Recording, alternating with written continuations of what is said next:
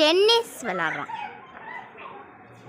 எங்கள் மம்மிக்கு விளையாட தெரியாத ஓரம் பண்ணிக்கிறாங்க. எங்கள் மம்மியை பார்க்க சிங்கம் களை இறங்கிருச்சு.